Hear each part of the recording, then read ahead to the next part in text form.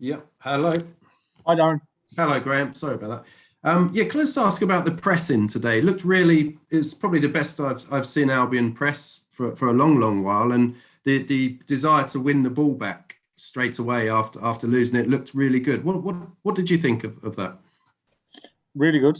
Of course, like I said, the downside with that is you have to leave space, and you have to leave space behind you, and then you look at the quality of the opposition, and there's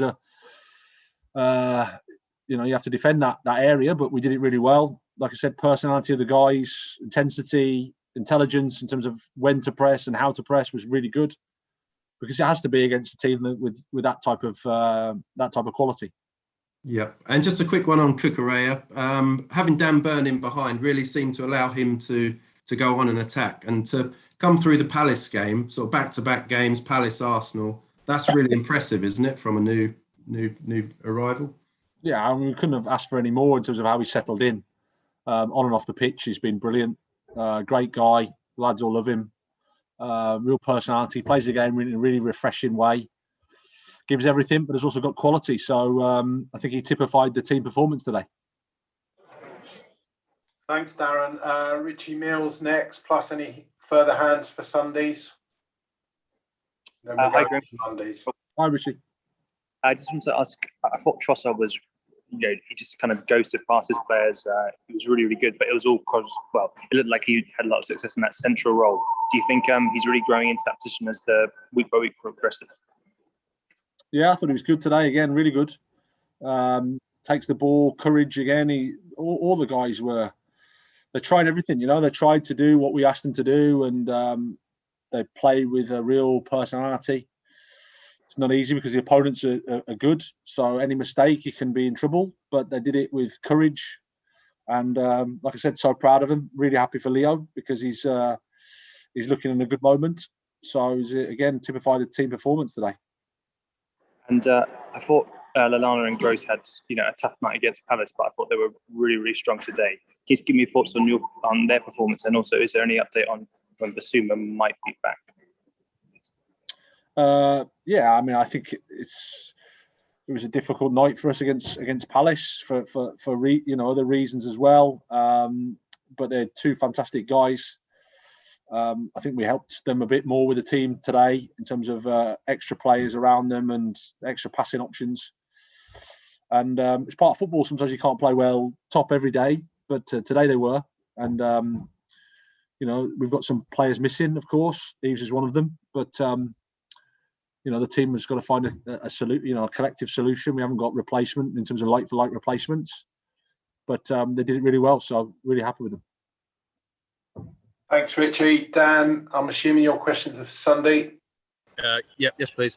Just want to ask you about the conditions, Graham, because they're really hard for playing good football, and yet your team seemed to manage it a lot better than Arsenal did.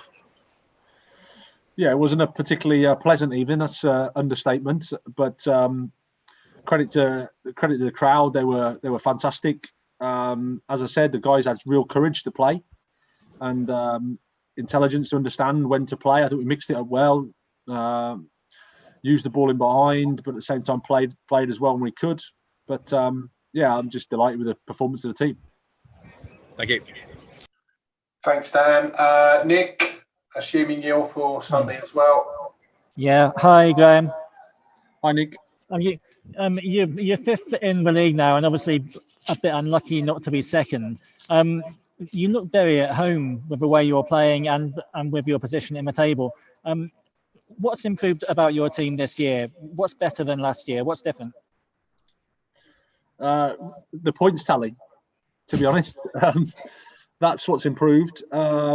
We played well last year, and how it is. If you're performing well but you're not getting the results, there must be something wrong. Margins can go against you at this league. It is, that's how it is. But we've had a resilience about us this year. Great spirit, fantastic togetherness in the group. The performances have been relatively consistent. I think today was probably our best one of the season. But we've got a nice foundation, but that's all it is. We need to keep working. Cheers. Thanks, Nick. Questions for Mondays? Any hands for Mondays? Okay, Brian Owen, just promoting you now. And Paul Brown.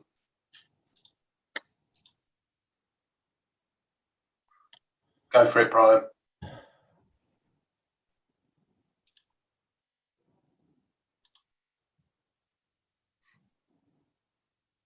Hello, Brian. Okay. Paul Brown, do you want to go next? I think Brian's struggling, so we'll do you next, Paul, and then Brian can go. Your home record. Can you hear me now? Okay. We can, yeah. Yeah. Okay. Your home record lately has been tremendous. How have you turned that around? And despite losing Ben White, you've managed to keep almost as many clean sheets as Chelsea and City at home. What's been the secret to that? Well, the players that are here, they give everything for each other, as I said. There's a real desire to keep the ball out of the net. There's a real desire to defend collectively. Starts from Neil up front and it finishes with Rob. They're all together as a team. I think that's the only way to do it in this league, to keep the clean sheets that we have. We're delighted with that. I think, we went through a period where everybody was talking about how bad our home record was. So it's amazing how it turns around. It's just about keep working, keep believing. I think the fans have come back in and have been really, really good with us, been so supportive. So that's a real positive, and we're enjoying our football. Do you see any trends this season wider in the league? Where there are a few teams that maybe people wouldn't expect to be right up there pushing at the moment, who could become a bit of a surprise package like West Ham did last season? Do you see any trends in that area? Could you be one of them? Not really. I think it's too early to say. The samples are so small. What I would say is I think everybody's adapting to the crowd coming back. That has a huge impact and a positive impact on the game, because we've been playing, behind closed doors for over a year. So everyone's really enjoying that and adapting to that. That can have a little bit of time to really settle down. But I think that at the moment the sample size is so small that you can't really have any trends or patterns. Thanks, Paul. Paul Rowan, are you for Sunday, I assume? Monday, actually, if that's okay. For Monday. Okay, no, that's fine, mate. Far away. Graham, Dan Byrne was talking about top 10 finish being possible this season. Do Brighton fans have a right to maybe feel even a little bit more optimistic about doing even better than that, do you think, based on how you've performed in the opening games?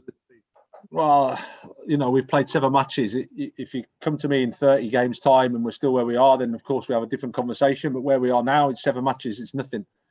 All we do is keep accumulating points, trying our best in every game. We know it doesn't change from us perspective, really. We know there's an opportunity to win when we play.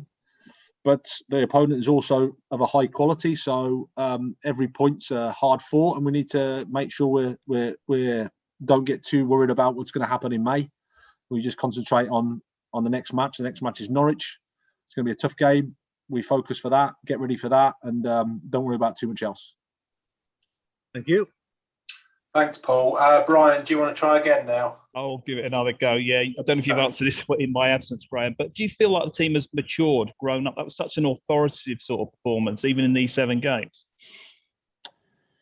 Yeah, I don't know if mature is the right word, but again, when you're going through a process and you spend more time together, you hope that you improve. You hope that you learn. It's not a straight road, of course. Sometimes we'll have our setbacks. We know that, but generally we want to try and keep improving. That's why I speak about that all the time, and I might get a little bit boring to you guys, but that's ultimately the job. We have to try to do that. The boys are a really good group. They're honest, they're hardworking, they're together. They know that it's not always perfect in football, but they're prepared to try. And as a coach, that's all you can ask for. And the last time I spoke to you, you had 2 players who were seeing specialists, Welbeck and Alzate. So 2 days later or 3 days later, any news on those, and also Webster? Not at the moment, no. Adam's making progress. We'll see how he goes. You've obviously got a couple of weeks now to get ready to progress, but we'll see how he goes. Hopeful for Norwich, but thanks.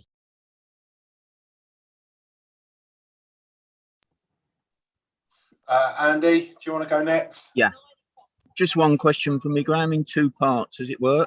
Just a word about Shane Duffy's performance tonight and the fact that since Adam Webster went off in the first half at Brentford, You're unbeaten and have conceded 1 goal in open play in more than 3.5 games. Well, the first part, I thought Shane was fantastic. He showed real courage because he's having to go in with Smith Rowe quite often.